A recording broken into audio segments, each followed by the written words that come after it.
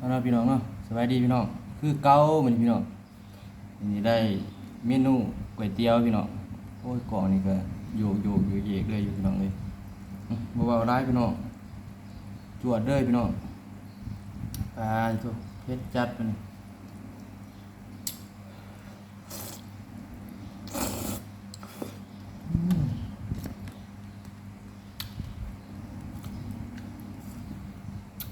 สิแด้ยูทูบเบอร์มือใหม่พี่น้องอืมนี่ก็มีพักเนาะไม่พักสู้ปีที่เก่าพี่น้องอืม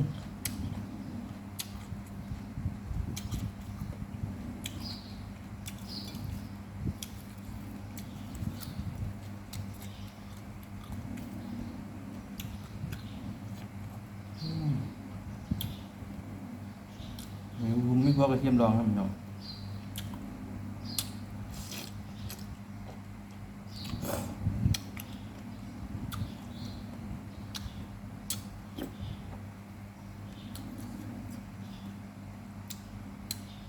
อืมแบบคือเก่าพี่น้อง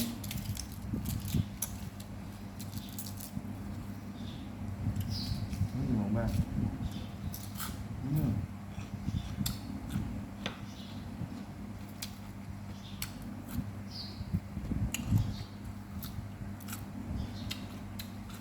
กินคือเก่าครับ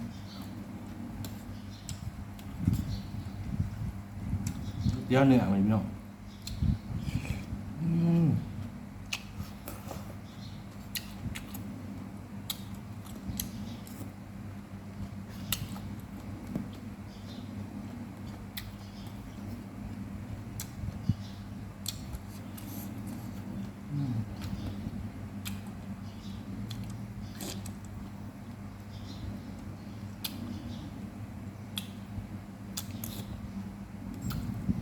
ขี่ไม่ถูกกับวัฒนธรรมปานใดพี่น้อง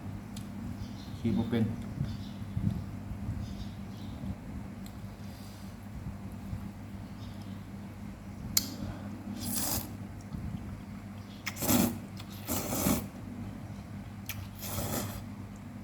อืม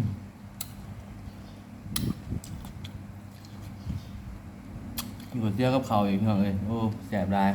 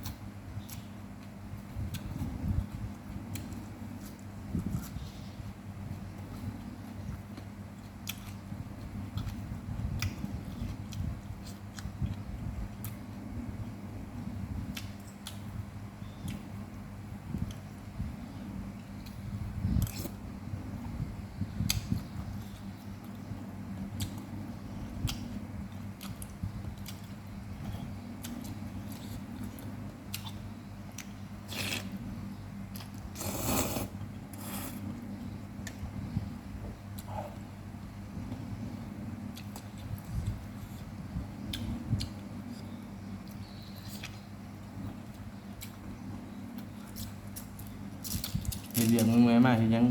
กินก็แซ่บพี่น้องเอ้ยคุยกับพี่เด้อ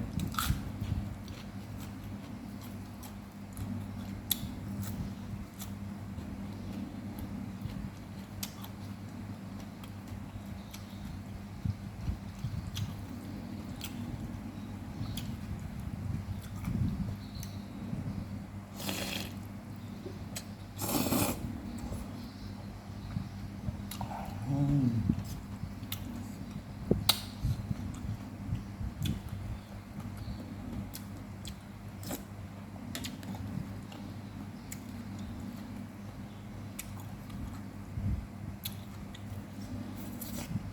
แซ่บหลายพี่น้อง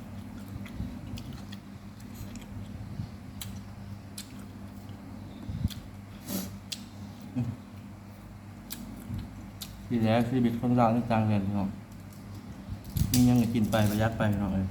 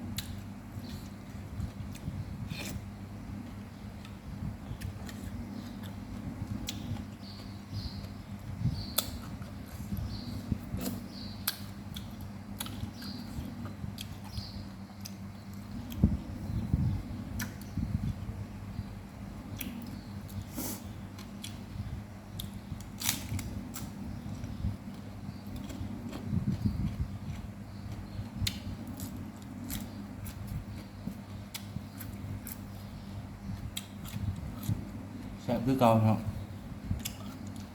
ยำได้ก็แซ่บยำนั่น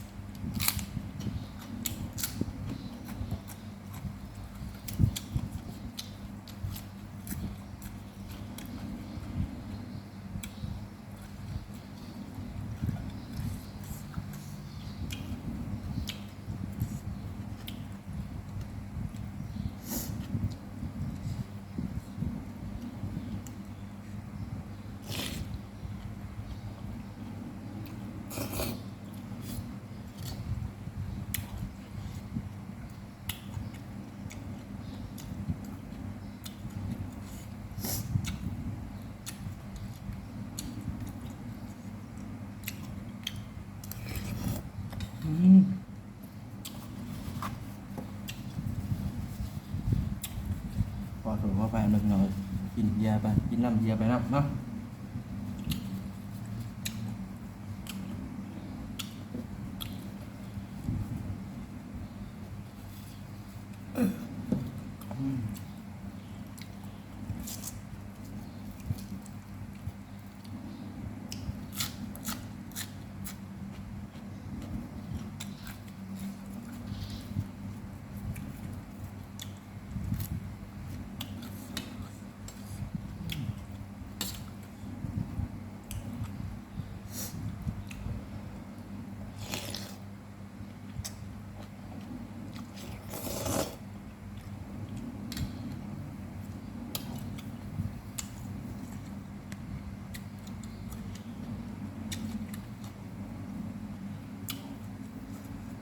โอ้แซ่บแซ่บคักพี่น้องเอ้ย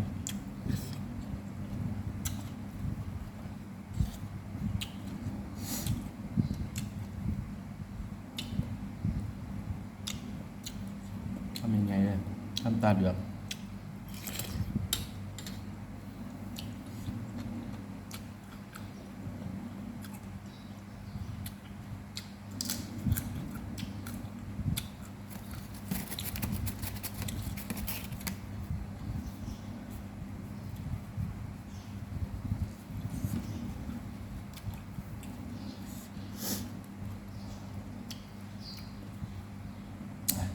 อีกคำหนึ่งเนาะ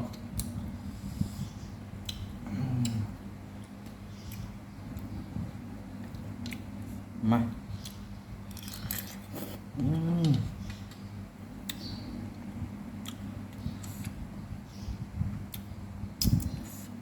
อืมเดี๋ยวแต่น้ำคลิปนี้ก็จบสำเร็จก็เนาะพี่น้องเนาะคลิปหน้ายัง